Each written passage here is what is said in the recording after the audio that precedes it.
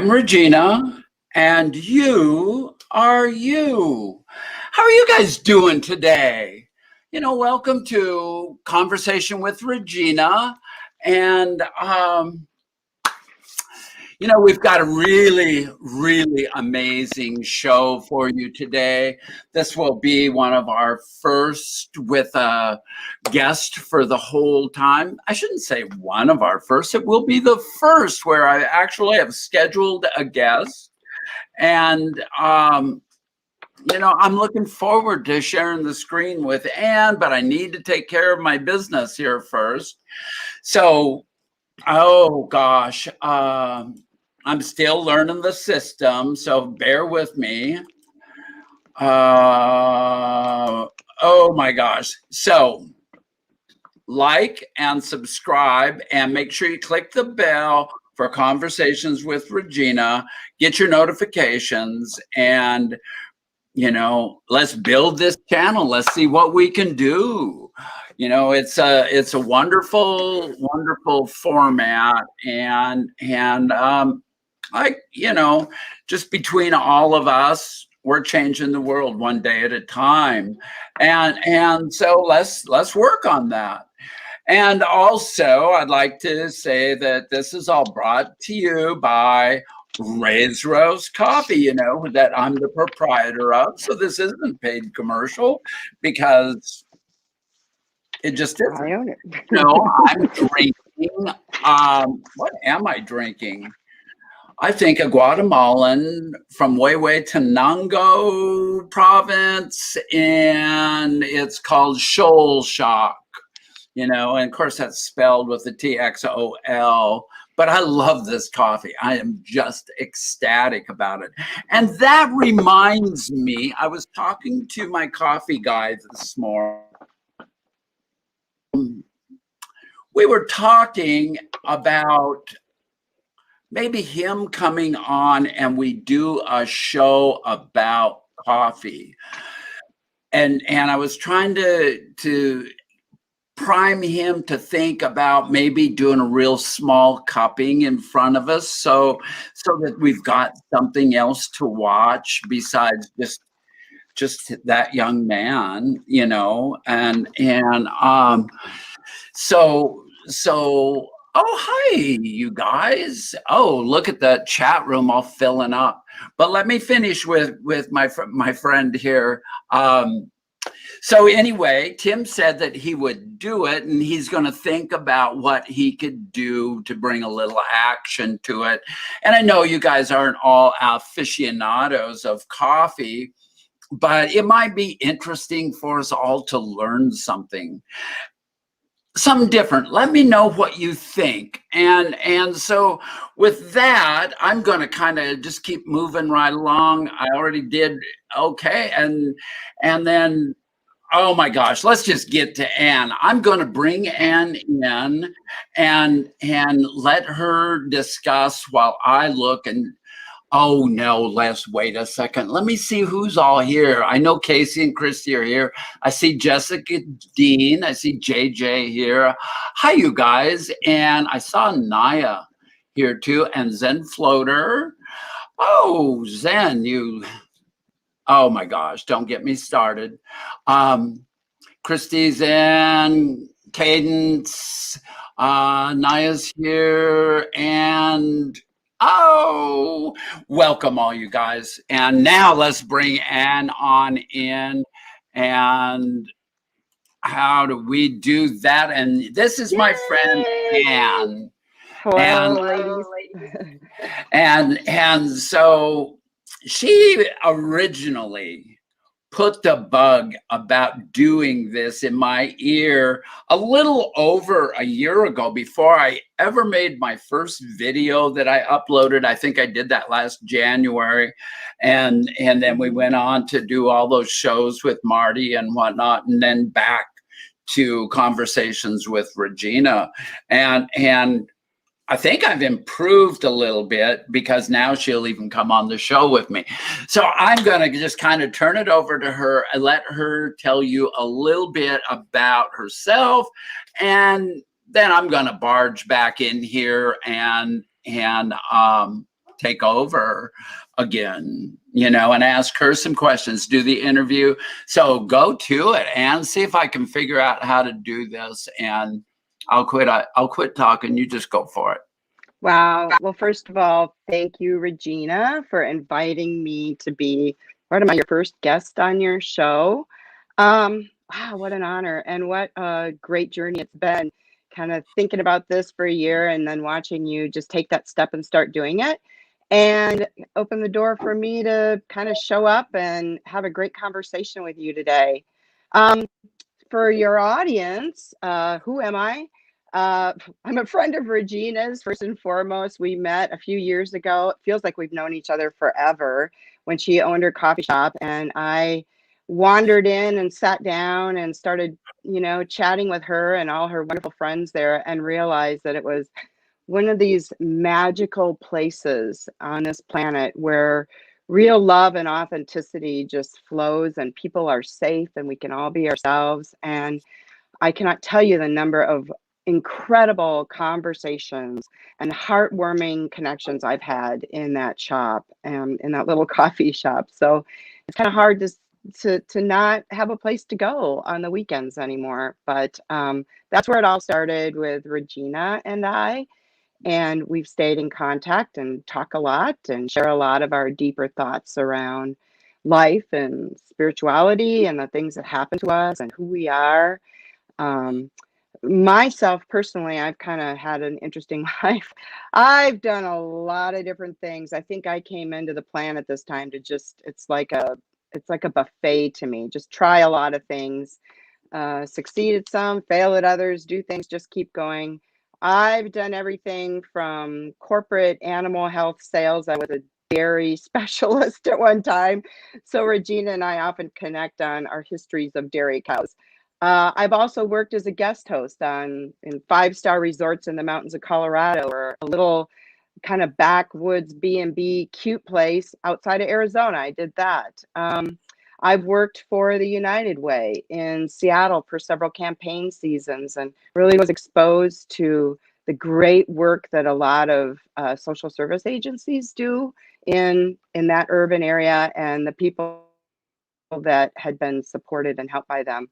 What else have I done? Oh, most recently I worked in rural economic development. So I spent my time in Washington State working in small rural communities and really helping them, you know, find a sense of self and be proud of who they are and have businesses and succeed. And I happen to just love rural communities. There's nothing I love more than a 2-lane road that drives into a little community and stopping in the coffee shop and talking to the locals. So I've done that. I've done my own consulting around economic development and helping people start businesses. I taught at a community college. I taught entrepreneurship and business. And most recently, this last year, I left a job with the state to spend a year, and I call it my year of service. It didn't start out that way, but the whole year sort of wound up that way. I went back to Minnesota to help my daughter, who has a 2-year-old, he's now 3.5, but my son-in-law passed away of ALS on April 1st. And she called me and said, "Mom, please come back and help me." So I went back in February to help her. She was working full time and taking care of her husband, who was, declining rapidly, and the little 2-year-old. And it was a life-changing experience. It was tremendous to be there during that and be supportive and helping him pass and helping her kind of get on her feet again. And so I've been back in Minnesota a lot in the last year, helping her kind of do some renovations of the house and go through things and getting to know my grandson. So that's been a lot of fun. So now I'm back in Washington. Here I am. Regina and I are reconnecting again, and hopefully we'll have a great conversation today. Well, I hope so. That was great. Great. What do you want to talk about? I suppose I get to pick that, huh? Mm-hmm. So, you and I've talked about this a little bit. You were just mentioning your son-in-law passing, and you've heard me talk about the passing of my partner, and what a great spiritual lifting. I mean, talk to me a little bit about that, because it seems to me that death is something that all of us have to go through, and nobody wants to talk about it, but it's real. And when you get to be my age, it becomes more real as I approach it. And it's like, some folks don't even like me to say I'm getting old, but the truth of it is I love getting old. Look at how smarter I am than I was when I was 20, and so I'm proud of that. I survived. We often talk about those who've gone before us, but we never really talk about the journey of death. Ram Dass talks about it a lot, especially after he had his stroke, and for 12 years he's basically immobile, and now I'm just rambling on. I'm used to being by myself here. Sorry, Anne. But anyway, give me a few thoughts on what you experienced with that too. Wow. Well, it was a profound experience, and I have been immersed in the world of spiritual development for over probably 40 years now.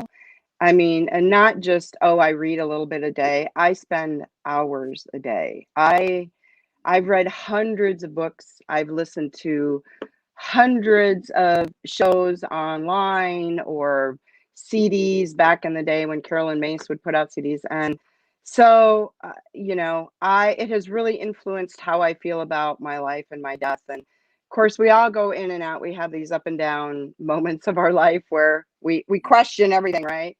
Um, but it was quite an experience to be where I am now in my spiritual understanding and come into a situation where I'm watching someone each day lose his grip on life. And this is a person who was, I would have to say, in many ways, was very opposite of me. Again, I've studied spiritual things, and that's how I guide my life. This was a person who none of that existed for him, and he lived a life as a professional. He was a marksman.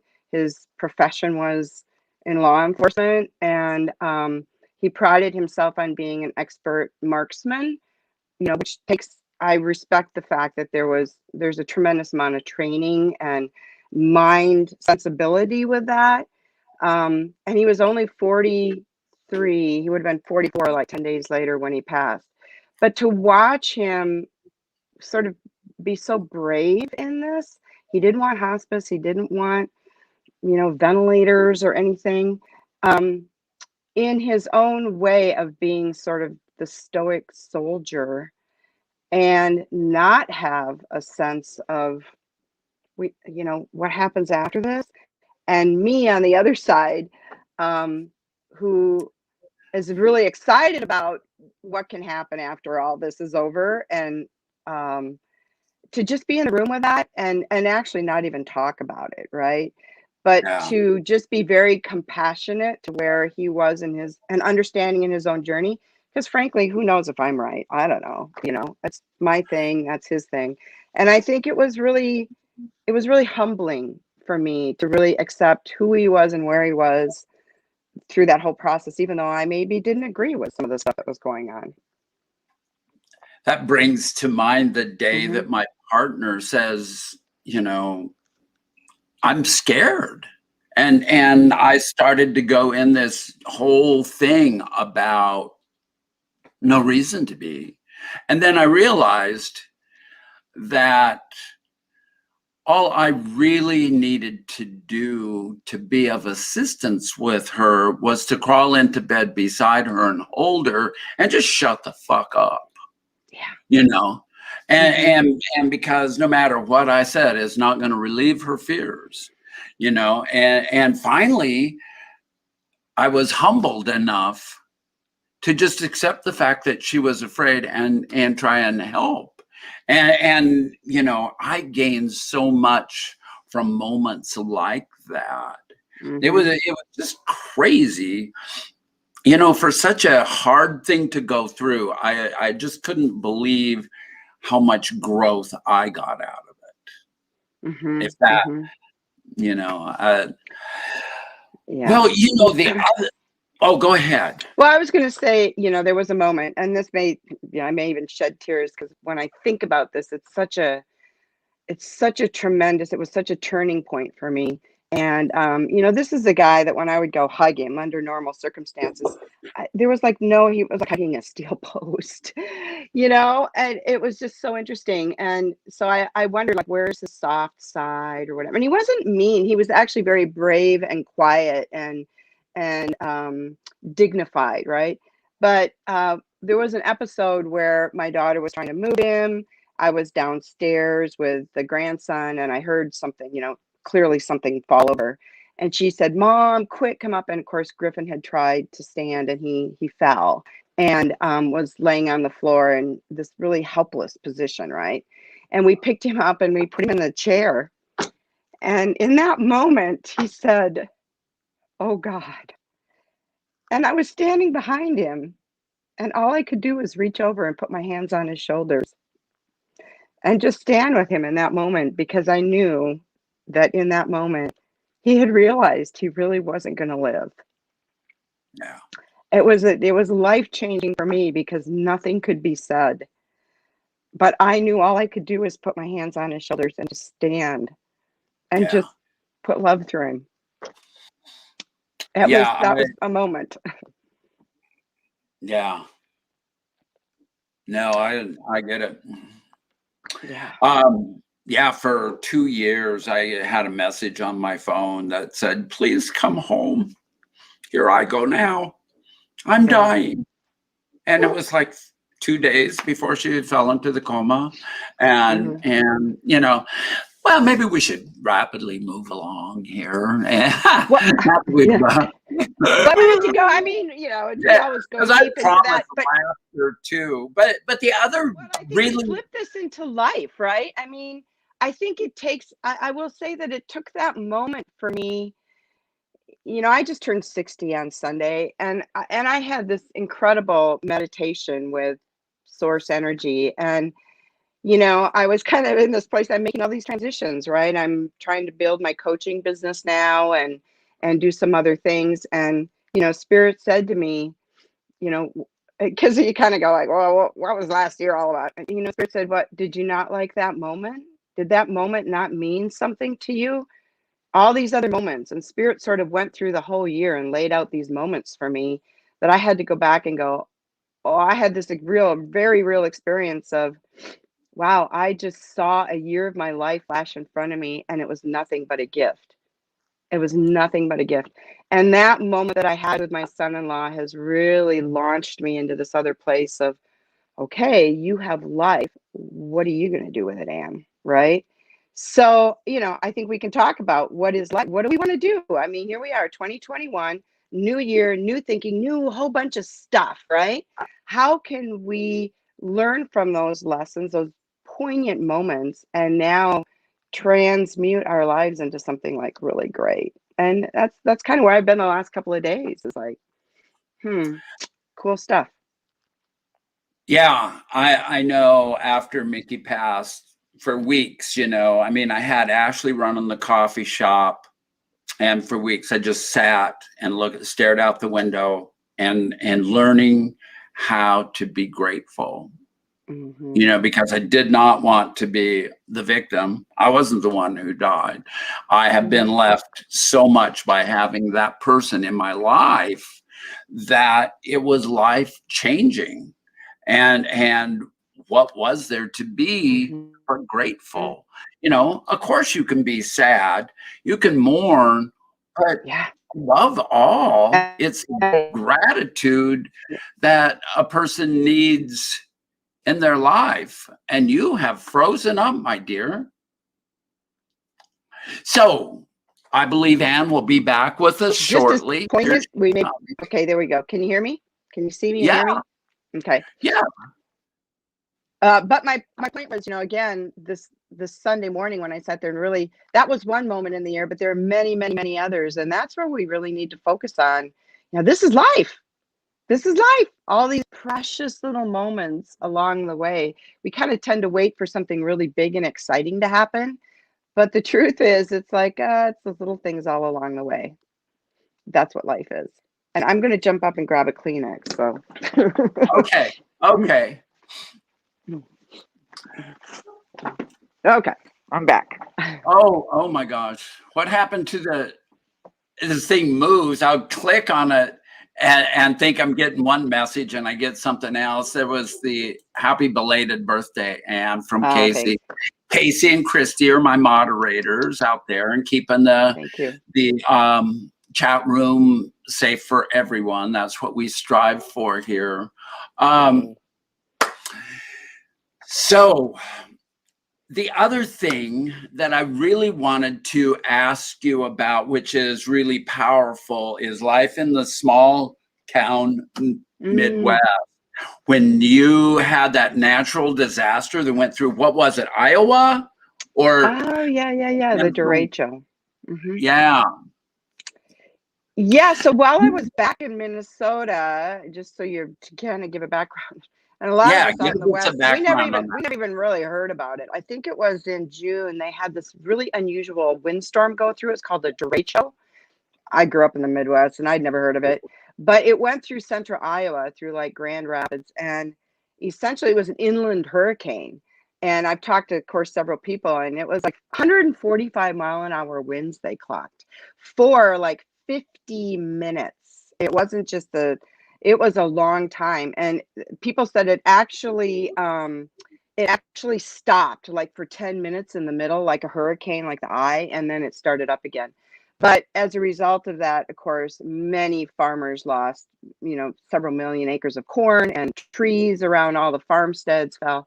So while I was back in Minnesota, I took a week and drove down to Iowa. I just wanted to help. I was like, how can I help? And I got online and I Googled United Way, which they're fabulous organizations that help out everywhere. And underneath that, there was a group of people that were out just cleaning up in small towns, cutting trees and, helping people. So I went down for a week, cut trees alongside of, a bunch of guys with chainsaws and front end loaders. And it was really incredible. It was incredible to spend time with the people that had been affected by this storm. So,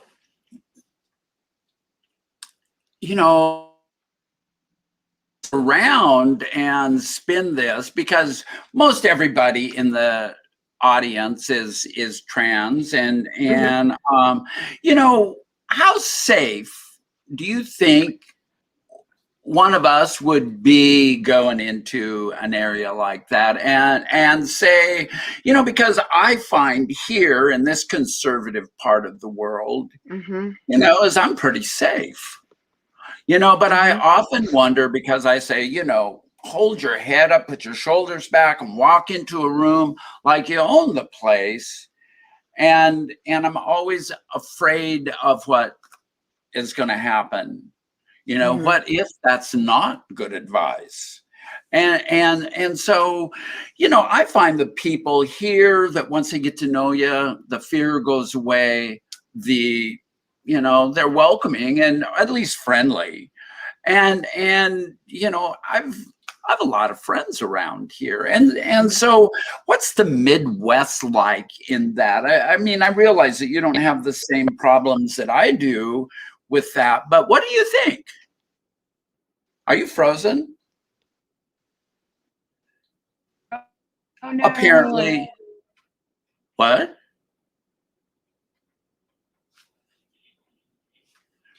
So I guess maybe here we go. There we you go. are. Okay. Yeah. I don't know what it is. Okay. Wow. That's a great question, Regina. And, first of all, everybody must understand, I'm answering this as a heterosexual white woman who, obviously I have different experiences, right, than you Right. and your audience. And, I have a tendency to walk in and I think everything's safe. I mean, that's kind of me anyway. I tend to trust more than not. I make assumptions that humans will operate out of their highest mind, probably when I shouldn't, but it's just kind of my natural tendency. So first of all, I want to say that the advice of walk in like you know who you are. You are who you are. Don't let anybody else influence your thinking of who you think you should be to make them happy. Be who you are. And I love that about you when you tell everyone to just walk in like you own the room. I mean, that's it. We sort of treat people how to we train people how to treat us, right? So if you walk in with an image that, I'm a victim or I feel uncomfortable or whatever, there's an energy that goes out from you that somehow they pick up and they resonate with, and they'll come back, and next thing you know, you're having an experience that really reflects that.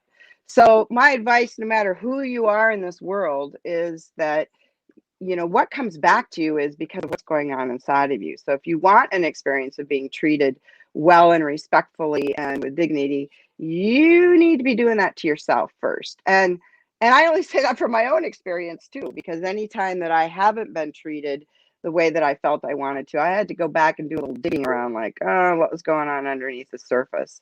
As far as like general broad in small towns, I like to think that it's rural areas. It's and I don't want to say alternative, but let's say an expanded version of who we are. Let's put it that way, because it you know, it to me, it's starting to become more acceptable in the norm. I mean, let's face it, there are generations who are sort of leaving this planet, and they were raised with certain ideas of how things should be. And the younger generation, gender is kind of a non-issue to them. Gender and color of skin and everything, thank goodness, right? They just have a different mindset or a different understanding, a higher consciousness around that. So to me, it's changing. To me, small towns can be lovely, embracing places with amazing real people. And I believe that there are a lot of people that live in small towns that live absolutely normal lives, and they may be transgender, they may be lesbian or, bisexual, whatever it is. And they're embraced. And I do believe that they're safe places. Of course, I can't speak for other areas all over the country, but I think, the Midwest is actually a pretty accepting place. And the truth is, in the Midwest, if they don't accept you, they just don't say anything. They're just sort of these stoic, yeah, whatever kind of people. Yeah, So, exactly. yeah, they just leave you alone, And that's kind of I think that there's people who aren't very accepting of me, but they pretty much keep to themselves. They don't frequent my business. And if they see me coming, they'll turn around and walk away. And I don't really have any problems. I have less problems here in rural Eastern Washington than I do when I go to like Spokane or something. That's the only place I've ever had somebody be really a jackass. And it hasn't made me want to go back, but it was in one of those places where I thought it would be so safe.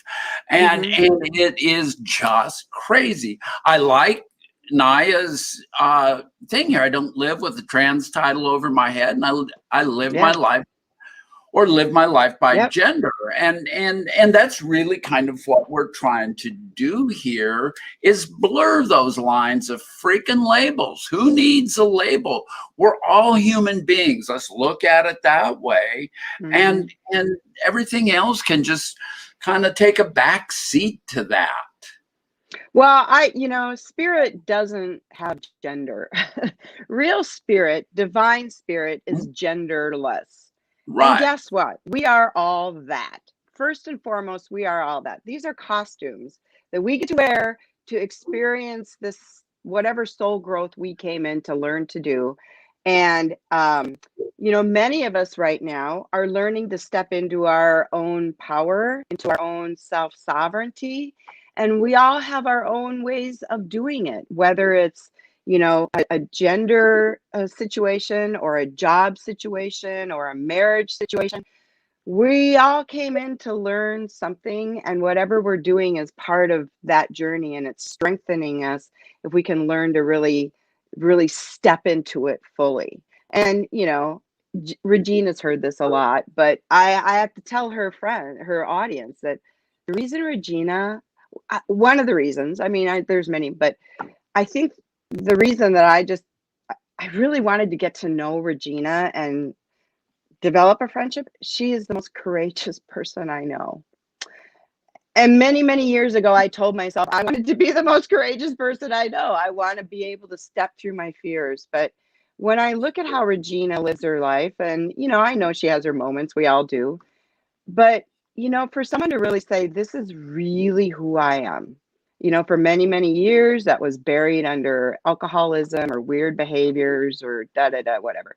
And she finally just said, I am who I am and I need to do this. To me, that's one of the most courageous, amazing things a person can do. And I just honor you for doing that. I just and anyone else, because I think it's a very high level of spiritual, I want to say, learning. Hey, I got to take a minute here, and my friend Marty's in the room. Hi, Marty. Great to see you. Great show Sunday. Welcome. And Lara had a good comment here a minute ago about who cares what they just might think, they just don't share what they might think. So anyway, we really got this going on here, my friend. And, Zen, death to labels. Where'd Zen go? Yeah. Death to identity politics. Amen. But, I mean, what happens? And what I was thinking about while you were sharing and you were talking about how young people just don't care. It's like the guy at the coffee company, I don't even think he's 30 years old yet. And he talked to me, because I was afraid, because it was over the phone. My voice is how do you say? Sexy. Okay. Well, I know, that's sexy for him. But Tim, I had said something to the owner of the company one time. I was like trying to break it out, and I identified myself as Regina, and then Steve got on the phone and he says, right, is that you? And I'm going, yeah, and I just caved and never said another word about it for a year. Just I mean, I don't people, but this young guy started being my salesman, because the owner became too busy to talk with me. I mean, I would see blurbs about him on the East Coast, and finally I just couldn't take it anymore. And I told him that I was Regina, and he goes, yeah, okay, that's fine. And it was just that easy for him. And like yesterday, he called me and said, I haven't talked to you for a while. I don't want nothing to do with coffee. I just want to talk to you, and so we talked for a couple minutes last night and set up the time this morning to have an hour-long conversation. And it's just fabulous the way young people are so accepting. And it's so, and as my generation gets older, there's less and less of us, and we're the problem. Yeah. And yeah, it's, obviously it's evolution, right? And I think, some of the things that, just like I learned with my son-in-law, is to really embrace compassion. He knew what he knew, and he was going with what he knew, whether it was in alignment with what I knew or not. These were his lessons that he had to get. And I really developed a heart of compassion around that. And I think even for the generation that keeps, creating, digs or problems or can't make the adjustment, if we also think about that, for 60 years, my brain has been wired a certain way, right? And now suddenly I introduce something else. I literally have to physically rewire it to begin a new habit and pattern. And for people that are in their 60s and 70s and have seen genders a certain way for 60 or 70 years, it's not an overnight thing for them to be able to literally physically rewire their brain to see it differently. So just having a little compassion, saying, okay, they're trying, or they may not even be trying, but at least that it's like there's some physical pieces of that them too. They have to make the mental shift to say, I choose to see it differently, and I'm going to see it over and over, and then their brain rewires. So sometimes we can take offense to people doing the same thing over and over when it's kind of a habit. You have to kind of to rethink in a different way, to expand our thinking and be different and allow those connections to blow up and do something else. So I think that's a challenge with all of us when we're trying something new. And I do things very non-traditionally, and I scare the crap out of people. Well, yeah. And I mean, because they're used to doing it this way over and over and over their whole lives. So I come to just go, okay, I'm not for everyone. And be right. more compassionate on where they are in their journey. Well, it's like we need to open our hearts for those Hmm. people who don't see eye to eye with us, and God, the Hmm. last 4 years has been really good about trying to work on that. Hasn't Hmm. always been successful. Hmm. Hmm. There's my little dig at politics today. But Well, I and mean, we've made some real inroads with the new administration, oh, and absolutely. and so we should all be breathing a big sigh of relief this week. Hmm. Compared to 2 weeks ago, God, our life has gotten a lot better, and Hmm. Well, again, I think oh, that look at this! it's like I anything, love we heard the Me Too movement, we heard the Black Lives Matter, we're hearing this, the diversity, and we're hearing gender issues. And it really comes back to everybody sort of stepping into the power of knowing who they are and acting from that place.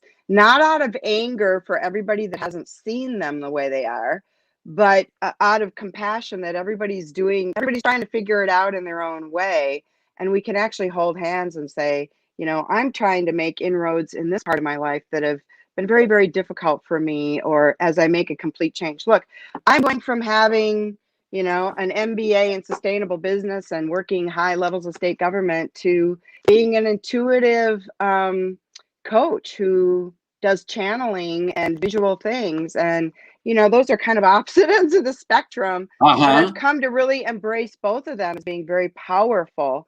And I'm scared, like who, my circle are, educated people who think tarot cards are woo woo, right? Right. And so I'm making the step into know I've really learned the language of them and other things, and that's what I want to do next with my life. So I've got my own fears I'm walking through and coming out and being myself, just as you are as trans women, just as Black people are in seeing their value in society and contribution, just like women are. So we're going through a massive shift on this planet right now energetically, and that's really really what it is. I love this comment. Love listening to this Hmm. positivity. It brightens my day Hmm. in these times. Thanks for your insight, Regina and Ann. Got to get back to work. Thanks, Maylan. Good Thank to you, have Jen. you here. I think you're new, Hmm. so keep coming back. Hmm. Uh, it's a movement of It's about liberation understanding. Hmm. and evolving and Yeah. respecting all Yeah. human beings as people and equals. Hmm. Amen. Hmm. Casey got going on. Yeah, in the beginning, I told my oldest son he Yeah. could still call me dad if he wanted to. A couple of weeks ago, he started to correct himself by using my pronouns. Yeah. I was so proud of him. That's great, Yeah. Casey. Uh, Yeah. And noticing that, wow, and you for guys are yourself, like I fabulous. said, I love to tell myself when I drive down the road and I hit like a bunch of green lights. I go, I love it when things work. We always notice the red lights, right? Oh, one red light. But how often do we notice something when it works, right? Oh, I love it when things work. And I tell myself that. And so even noticing that your son is changing, he's working at it and he's getting his brain to adapt. And, that's you're noticing it is is wonderful, for him and you. Yeah, that's pretty Mhm. special. Mhm. Yeah, I tell you what, this whole thing, we're changing the world. You know, 15 people, 14 people in the room today right now. And that's one of our highest times. And so it's grown. We passed 100 subscribers last week, Yay. and and we've gotten up to like 103 last night, and so this is just like fabulous stuff that's happening to Conversation with Regina, to our community, to the world, Mhm. and I just get Yeah. excited about it because we can make a difference with love and compassion, Mhm. and we are loving awareness, and that makes a difference when we realize that. Mhm. um you know Yeah, what, it's huge. I can't, I just can't keep going on because I say the same things over and over about how cool all of this is, and because it is. and Mhm. and the chat room, and you, Anne, and everybody who's part, all the different channels, the Beyond Trans and Vintage Vanity, and everybody that's out. We're changing the way people look at marginalized communities. Mhm. And the only thing that we can do to keep changing that is walk into the room with our heads up, our shoulders back, like we own the frickin' place, and be real, and Yeah. be Well, authentic, and make friends with everybody, and mhm.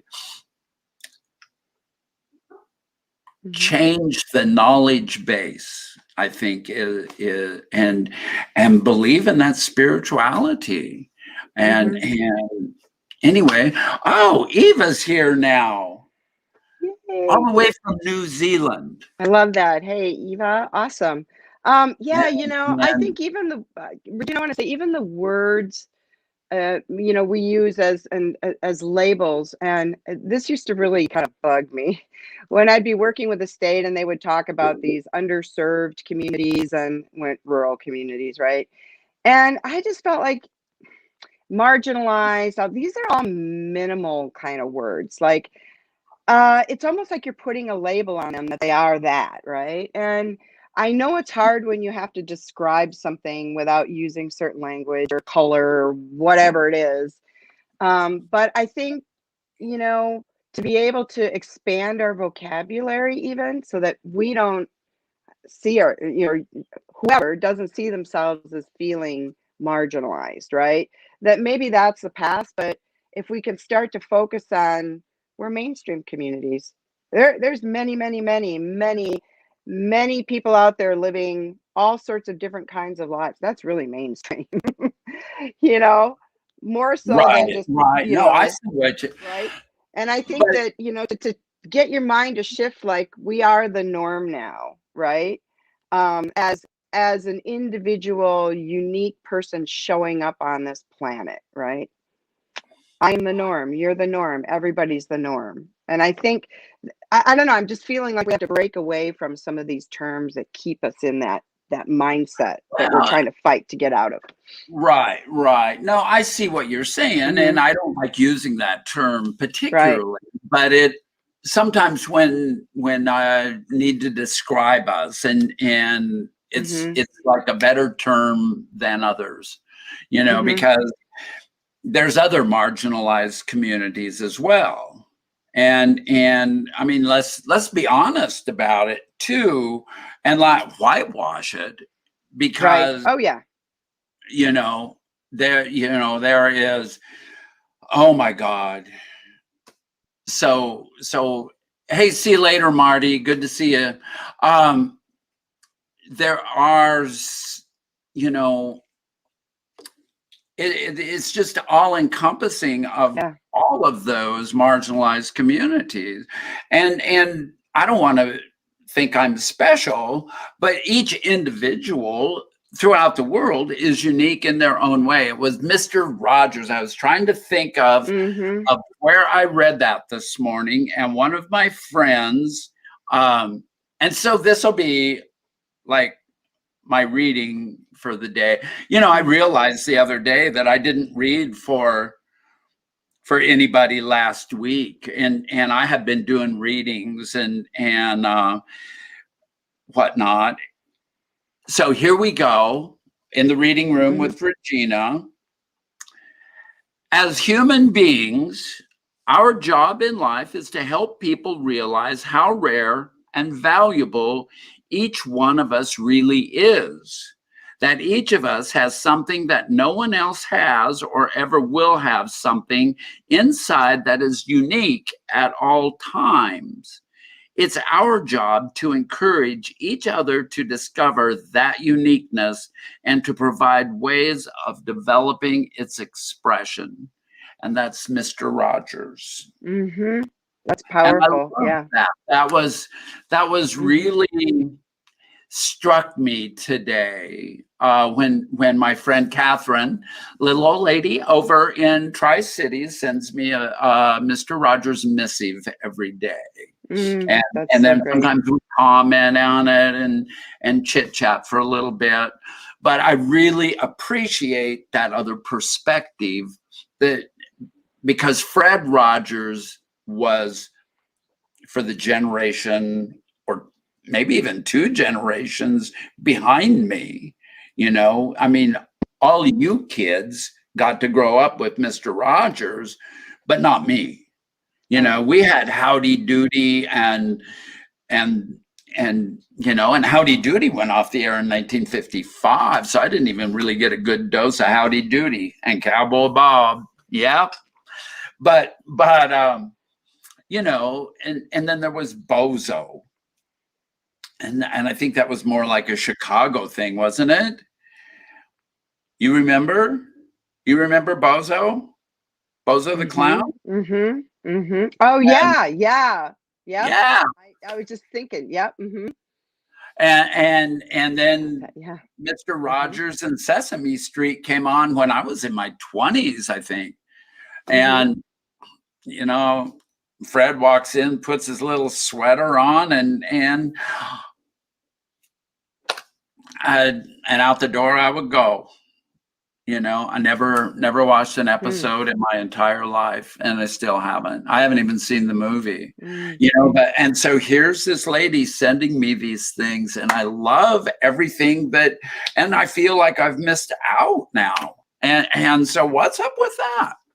Well, now you can come back in. I mean, there's all new stuff happening. But yeah, he really set a generation. I mean, to me, he really worked with the spirit. He really spoke to the spirit, and that spirit is not marginalized, right? And yeah, I Check out just what my he friend Laura is saying. you still look. She's awesome. She's So awesome. So yeah, I think that yeah, Fred Rogers was great. You know, and and he really was about honoring yourself as a unique individual first and foremost. yeah, Hmm. and golly, that's so great, because in some around the tables of some recovery programs, we're learning how not to be terminally unique, Hmm. Okay. because it's so different and special, and that we have to drink our way trying to fit in, and so there's a fine balance there too, to where we don't set ourselves too far apart, don't you think? Hmm. I Hmm. mean, what do you think of that? Hmm. Hmm. When we talk about being terminally unique and having to use drugs and alcohol, trying to fit in more, which is something that happens to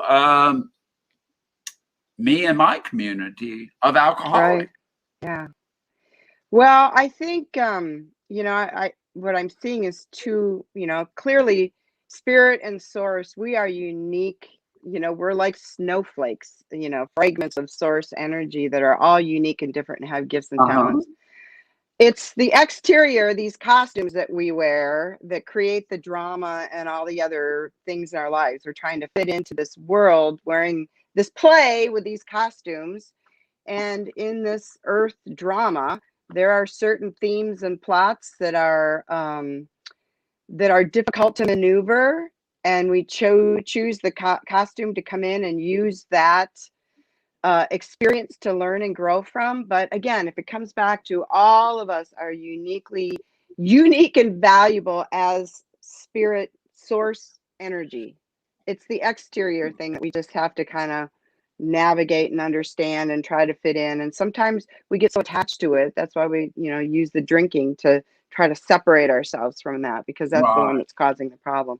But, as once you really kind of take that step inward and start to really have that relationship with your higher source and realize who you are, hopefully you just come to a better place.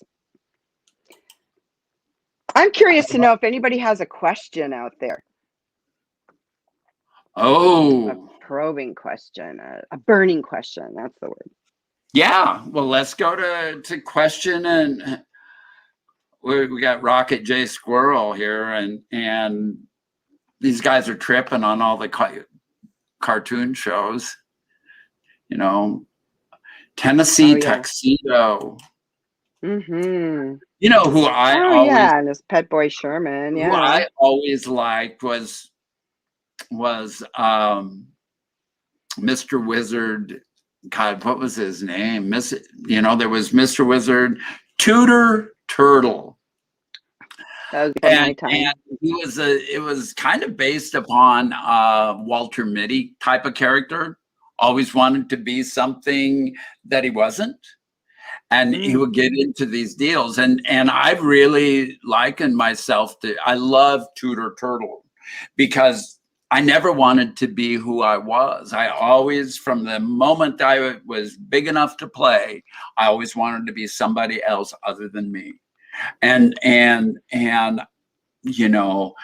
so anyway, this guy would, I need to be a logger today. And so then, Mr. Wizard turns him into a logger, and he goes out and the tree is falling on Tudor. Mr. Wizard, please let me come home. And then Mr. Wizard goes, drizzle, drazzle, frazzle, foam. It is time for this one to come home. And bingo, Tudor would be saved. Well, that's That a was metaphor for life probably right more there. than you needed to know. That's kind of the story of life, right? Here's the Yeah. question. We got a question from Naya. What are your thoughts on death, Yeah. and is there an afterlife? Do we go on to exist in new forms and higher realms? Great question. Okay. This week, and I always quantify that because as I learn, it's like next week I might have a different answer. Yeah, my thoughts from what I've really come to understand with some of the, obviously I've followed a lot of people who've had near-death experiences, and although I have not had one, I have had moments where I'm in a place that I can't put words to this because it's pretty astounding. My sense is that we leave this costume behind, that our spirit continues to live, our source reconnects with source energy. And, there's sort of this school up there where we get to go, okay, well, what did you learn? Did you learn forgiveness? Did you learn compassion? Did you learn to, I don't know, whatever? And you kind of get this review of, well, I did pretty good at it, but I probably could have done this instead, or maybe next time I go back, I want to learn this. And so my sense is that this is just a temporary ride in this bodysuit. And, we're here to learn what we're here to learn. A lot of us are here right now to learn to be sovereign and take our power back and know that we're connected, that we are pieces of source energy and can create our realities. And if we don't get it this time, we'll probably get it next time or 100 lifetimes from now. But we get to keep coming back and my sense is kind of learning these lessons. And I think we get that opportunity. It really never ends. So that's my sense of it. Um, when I think of like my son-in-law, I have a lot of interface with the other side very often, and I sense his energy. I feel like we really get each other now. Like he gets who I was because he's standing on that side. Just like I had to learn to get him when I was helping him leave this planet. So I do think there is a different understanding when you get to the other side. So Okay, there's what's this the greatest question challenge in rural here. areas? What's the greatest challenge in rural areas during the pandemic? And then I'm going to like go to this other Hmm, person who has joined the chat. And so remember that question. Don't forget it. And then check this out. Mr. okay. Silva. Hey, Uh, Ken! Hi, Ken.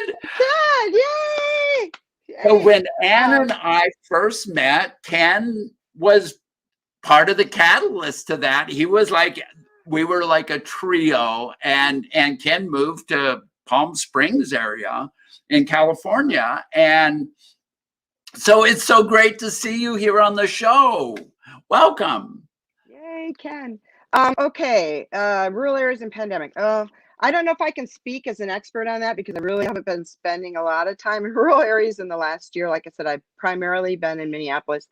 I will say that of the rural areas I have been in, um, and I think this goes to we're all living in kind of our own realities. Right now, the pandemic for a lot of the people that I was around, it was kind of a non-issue. Um, I tend to be around farmers who are outside working hard every day. And it's like, the best thing for not feeling good is get outside and work hard. That's kind of their mentality.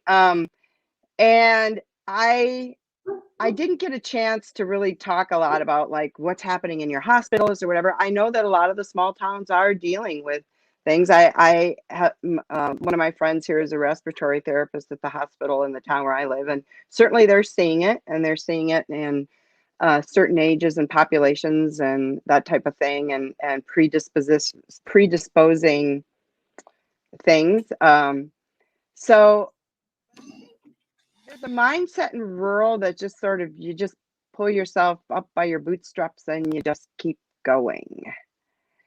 And that's kind of what's going on. And you see probably not as much rigidity with masks and things because in some ways it's it's not the thing that drives them every day. They're trying to get crops in and survive with their businesses, and but that's just kind of an outside opinion. I can't say that I've spent a lot of time in rural communities this year, and it could be much more serious than I know.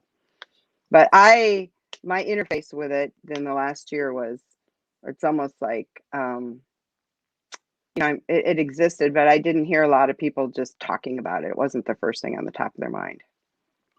Well, it's tough when you've just had a 140-mile-an-hour wind come through your farm and Mm-hmm. destroy your corn crop, and probably moved a few buildings around too, and knocked all your trees Yeah. over that were your windbreak. And it's hard to worry about a pandemic. A lot of those folks, they weren't affected very much because so they didn't have to wear masks all the time. Didn't Well, see and it's very.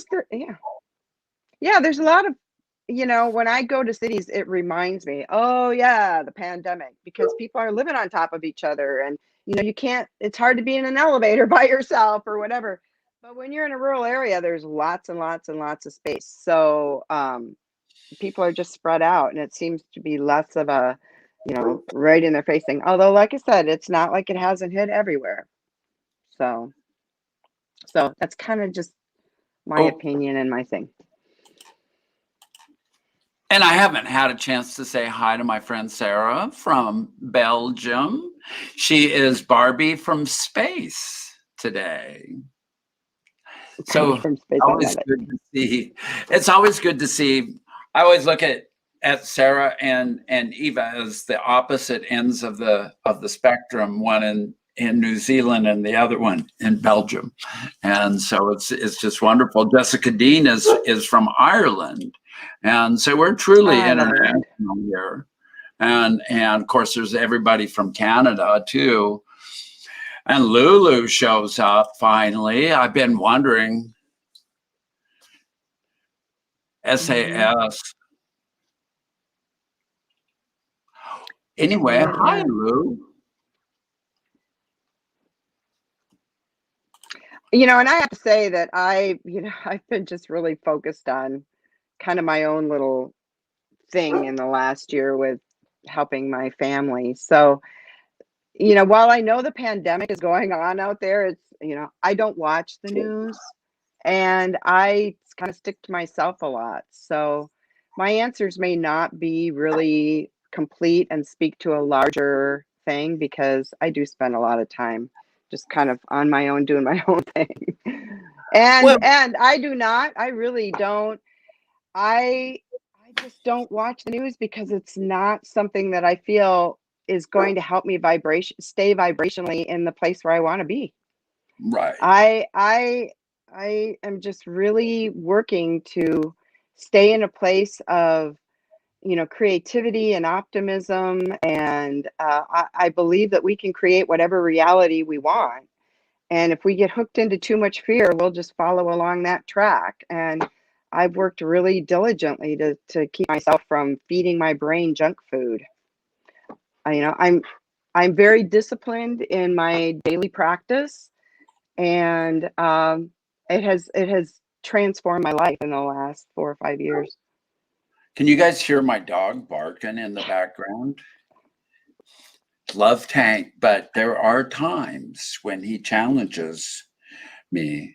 I'll be right back. All right. Great. So now suddenly she gives it to me. What did she tell me to do? Oh, I will say that one of the things that I do that one of the languages is I'm a visual facilitator. Some people may have heard of it. A sketch noter, graphic recorder. So maybe if you've gone to a conference or you've seen a conference and you see someone stand up on the side and they're drawing pictures live. Well, it's kind of what I do. So I've had to learn to take this all via technology now, and we were going to do it today, but I couldn't quite get it set up. But this is kind of an example of one of the things that I do. Although I would, you know, this was on paper and I did this a few years ago, but you can kind of see, I really feel like, you know, being able to take information and run it through your head and your body and out your hands, you integrate it into your body, you know, and for me, I love to doodle and draw. It's a way for me to really grow and change because I'm embedding it in my body through color and pictures. But yeah, that's the next thing. And I do coaching. So I use my visuals with coaching and my intuitive work. So yeah, that's talking about me, I guess, right? Oh no, that's why you're a guest. And I'm an Aquarius with Jupiter and Saturn in I've got like 4 or 5 planets in my first house. So like, it's all about me in a positive way. Like I'm supposed to really grow big time this lifetime. So. Well, good luck with that. Yeah, I know. That's why I'm hanging out with you, because you're like the person who I see has grown tremendously in your life. And yeah, I have to hang around so I can keep up with people like you. Oh, really, that's kind of what it boils down to. Now, oh my God. Oh gosh. Cool. You know what? Wow, we're just really like having fun here. So should we go a little longer? Are you got time? I've got a hair appointment at 2. Yeah, I so have a I can't go a lot longer, but we can make it. Can you make it until 1:30? I can do about 1:10 or so, but like I said, I've got my appointment with my coach in a little bit. I've already put her off a couple of times. So you know, whenever you're ready, go. Yeah, I'll give you another 5 minutes or so. Does anybody else have a question? So we should open the coffee shop back up and do these interviews live at that coffee shop. I think so. You know, Mm-hmm. I thought about renting that place and then moving the roaster down there, and oh, Zen, I'm not going to sell cat food, you know, but we had such a cool place, a brick wall. I should get a picture out someday and post it up here, you know, and we would have the jam sessions in there, and the Wednesday night crew, when Ken and Ann would drive out from Walla Walla, and nobody locally would show up, and then we would sit there until 10 o'clock or so at night, just chit chatting away, the three of us sometimes, and there might be one or two other people, but Kurt and Bradley had come out sometimes, That'd be cool. and then we started having music when Creston and Yeah. company would come, and that was always fun. But Creston, he'd like 8 o'clock Mm-hmm. and roll around, and out the door he'd go, and it was just so much fun. I We want to share a story, Regina. I'm going to interrupt you because I want to share a profound story. And it was one day, I don't know, customers had come and gone. There were four of us left at the table. It was me. It was, and I'm going to say this because I just feel from my standpoint of opening my own understanding and really being able to see perspective from multiple realities, it was profound. But it was you, it was me, it was a gay man and a like maybe late 20s, early 30s something heterosexual man. And the conversation turned to something about how we each had experiences growing up in our family around uh, was it okay to be ourselves or whatever, right? And it was so profound because, you being raised the way you were, me being raised as a white girl in a little Midwestern Norwegian Lutheran town, um, a homosexual man who was raised in a different kind of environment, and a young heterosexual man.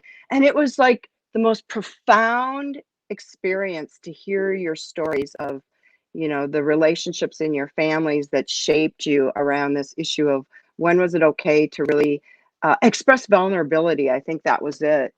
And, obviously with your generation, it wasn't, right? And this other young man was, but it was those kinds of conversations that happened in this coffee shop that were hugely influential and impactful to me because it helped me open my mind to just go, wow, in some ways my life has been kind of myopic.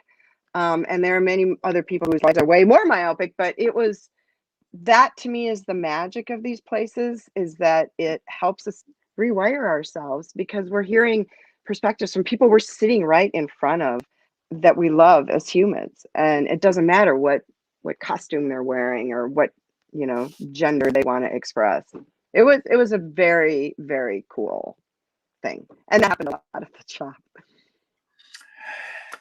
I think so. It was a great Hmm. place, Hmm. and am I likely to open it back up again? No. I actually yesterday, for the first time, I actually toyed with the idea of offering it to the roastery, to the person who had offered to buy it several months ago, and I said I wasn't ready. And if some things were, and so you just never know. You just never know, and you know Hmm. I don't know.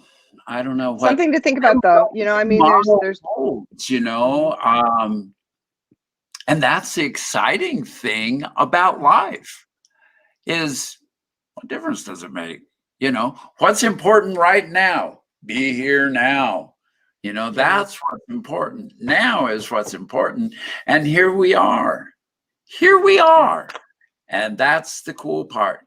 Well, my dear, I'm going to hop off so I can get on to my next thing. And, Well, you know, love your thank you audience. so Thank you much for for coming listening. to And Conversation with Regina today. I have enjoyed it immensely, and I kind of think the chat room did too. cool. And so We can come do it again. again. Yeah, Okay. can I put a plug in because I haven't done this. My business is called Drawn, DRAWN, the number 2 solutions. Drawn to Solutions. And I don't have a website, but I do have a YouTube channel. I just started. I've got like 5 people that have looked, but I do some really cool little 2-minute videos on like 2-minute mindfulness or something. And, I just go take a look at it and give me some feedback because I'm just kind of starting to take some of the things that I've learned and really put them in pictures and get them out to the world. So would you make me a deal that I can create into a thumbnail that Sure. kind of Hmm. and I just need enough room for a title and you Wednesdays We'll at talk noon about and that. then Yeah. yeah. So But anyway, you get love you running along guys. here. Have a Thank you so much. wonderful rest of the week, and we'll talk to you later, Regina. Okay. Bye-bye. I'm kicking you out now. And so there you have it. Well, wasn't that fun? I love that. I just love Anne. I just love her. And we used to have so much fun up here with Ken and what a great great space we all shared.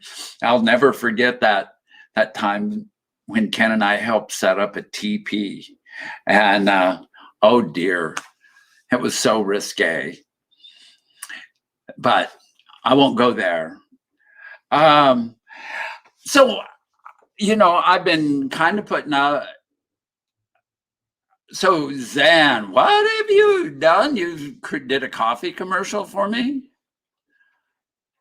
Well, send that to me.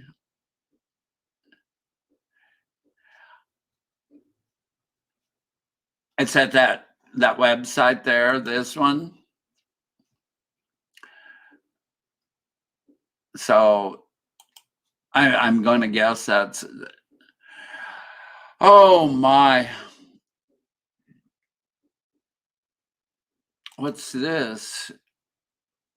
Oh, okay, great, perfect, way to go. Anyway, we're on a roll now, and well, now that the guest is gone, I'm just like stuttering, and how we've been going on for an hour 15 now. And anybody got any other questions that you want me to answer? I mean, kind of mundane answers after Anne did all that. She was such a great guest. Yeah, I love that. Yeah, vintage. Naya's saying it all right there. It's so good to see everybody here today. And oh,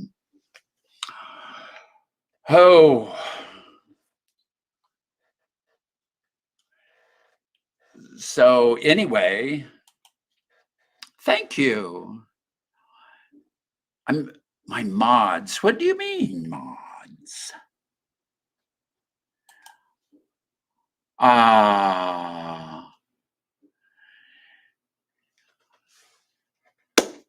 So I feel like a deer in the headlights now all of a sudden. See, I need conversation. So next week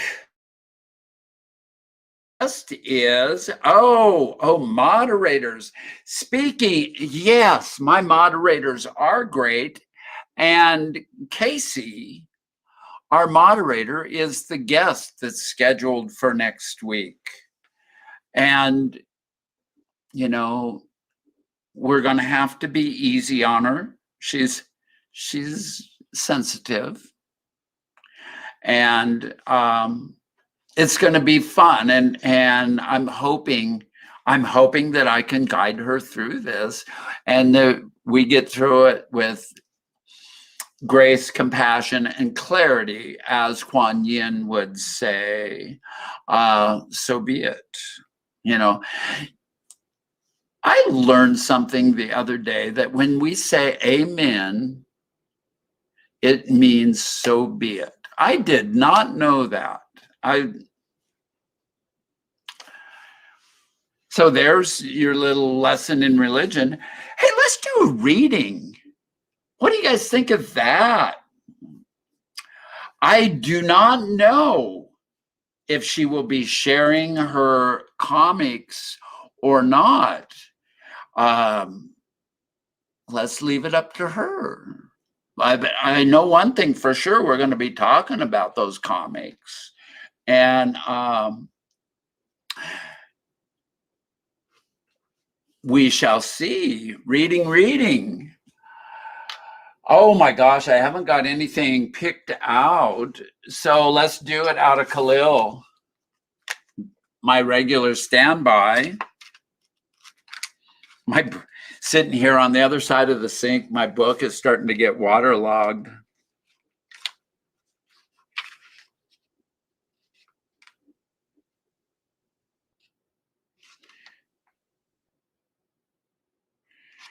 Oh my gosh.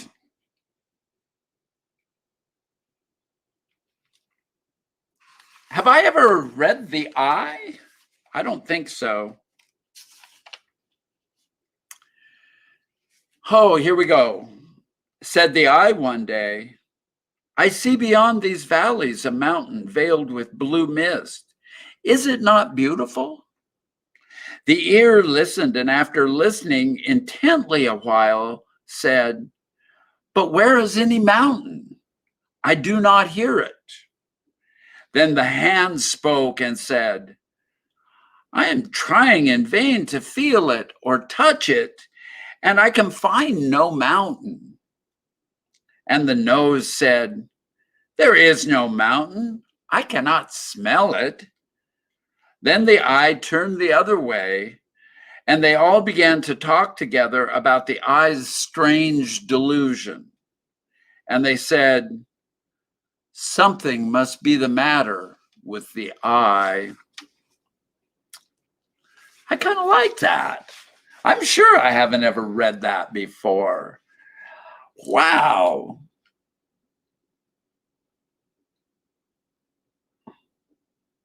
Oh, here's another really short one. The Two Learned Men. I can get started reading these and just keep reading them. Once there lived in the ancient city of Afkar two learned men who hated and belittled each other's learning.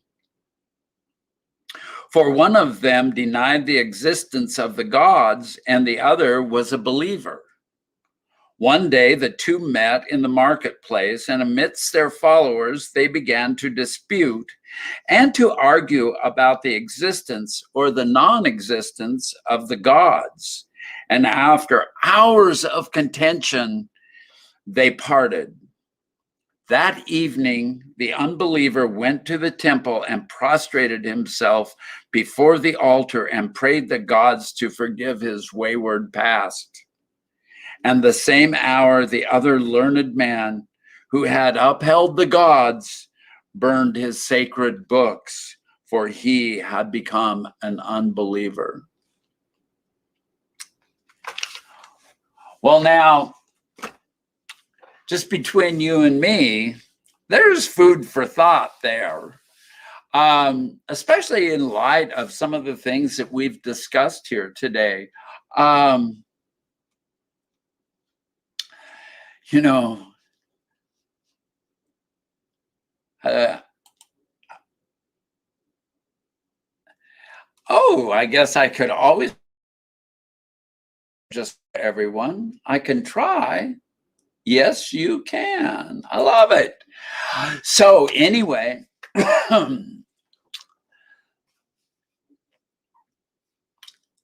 I like those things. Those are just like such a hoot. And I'm trying to learn to look at the camera instead of looking at the screen, and because this side of my head is I had some problems last week, and so oh my gosh, like the skin doctor says, oh Regina, you spent too many years in the sunshine.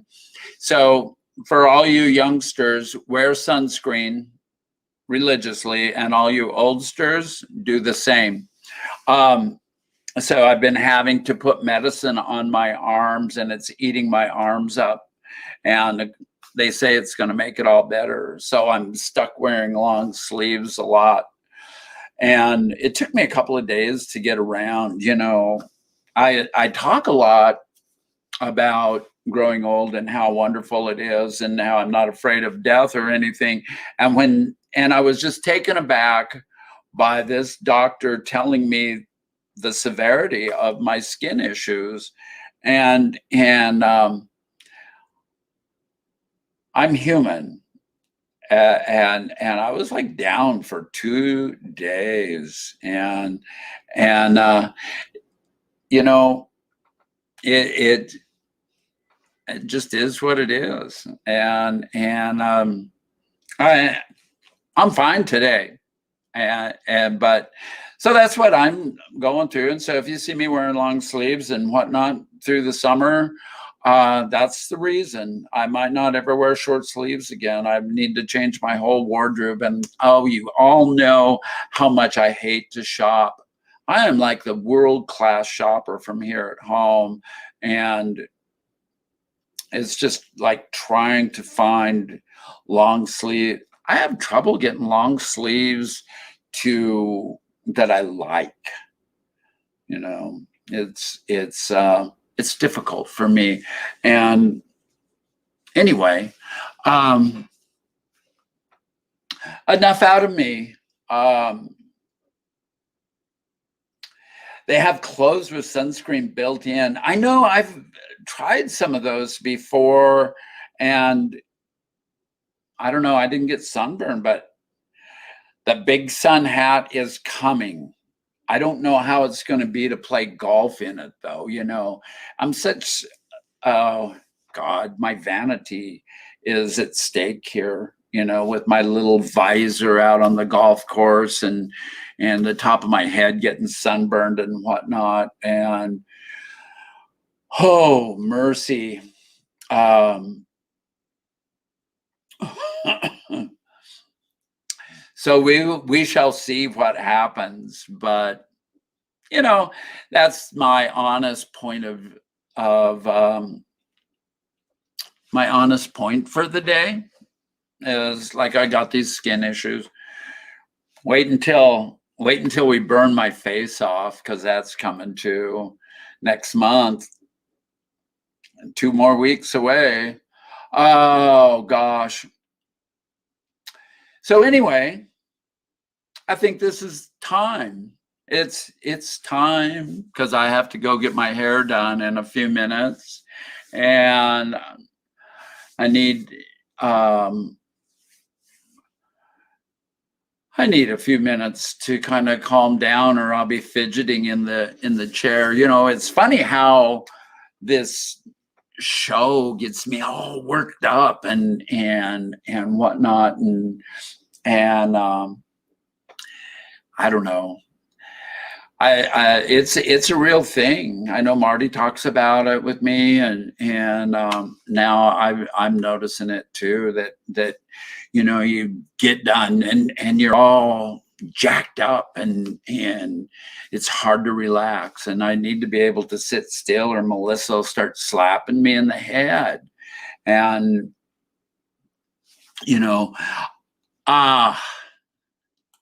anyway. Thank you so much. I think that, Teresa, what have you said here? Yes, yeah, it's possible. Nothing like being lightly complected to have those. I am so glad that you all joined me today. Next week is Casey, and I'll try to pay more attention. I hope we felt like I got everybody today. I hope I didn't miss anybody. If I do, my apologies. It's so important to me that you be here. So this is kind of like the new conversation with Regina, and I'm liking StreamYard. I want to try Melon one week because they have really super customer service in some of my testings that I've done with Melon. I get people writing me and asking me what I think. And I think that's important. I mean, that's why I have the coffee company that I do. Did you guys answer me about doing a coffee show? No pink hair. You know, my hair has never seen a dye of any kind other than when I was in high school. I played the part of a dark-haired person in a play, and we spray painted my hair black. And did that look weird or what? You know, because of my light complexion, that black hair, oh my God. It was hilarious. But, you know, it was a parody of a TV show, the Dean Martin show. I did Dean Martin once, and it was the main part of this play. And, so anyway, thank you all so much. And we shall see you.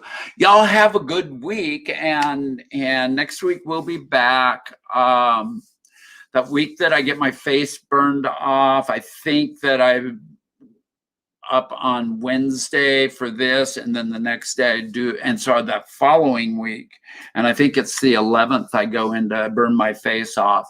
And so I don't know if the following week, which would be what, the 17th, will actually come to pass or not, but we'll see. We'll see. I'll try. And, you know, if I'm ever going to get over my vanity, I might need to just show you. Ken, I am so grateful that you showed up to share a few minutes with us today. And it was great, the three of us being in this proximity again.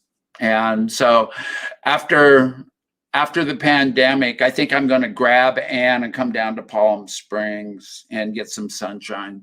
You know, after all my talk about never being in the sun again, I want to go down to my coffee place in Los Angeles. So anyway, here we go. I'm going to sign out. Loved all you guys today, and we will see you next week. Love, love, love. Bye-bye, all. And we are out. Ta-ta, and love.